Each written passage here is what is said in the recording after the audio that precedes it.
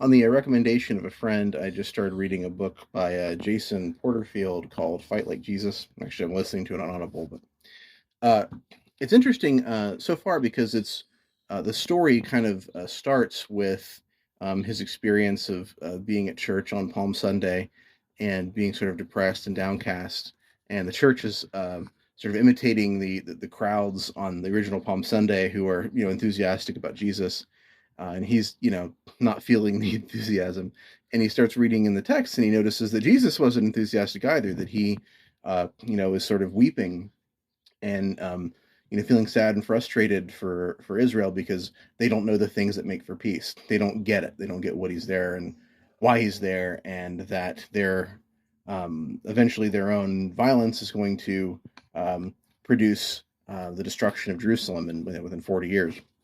So, um, what struck me, and I suspect this may be where he's going partly, is that we're in a very similar spot. Um, we're much like the people in Jerusalem. So speaking of the church, particularly in the West, um, that have this vision of Jesus that's not actually how Jesus presents himself in his mission. We have this sort of nationalistic Jesus, or at least a Jesus who's okay with our nationalism. We have a violent Jesus, or at least a Jesus who's okay with our violence. Uh, and we, much like the Jewish people at the time, the people of Israel at the time, we want a violent Messiah who's going to co-sign on our violence.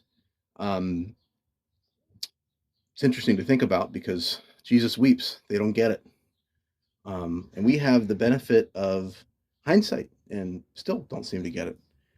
Um, Kind of a scary thought.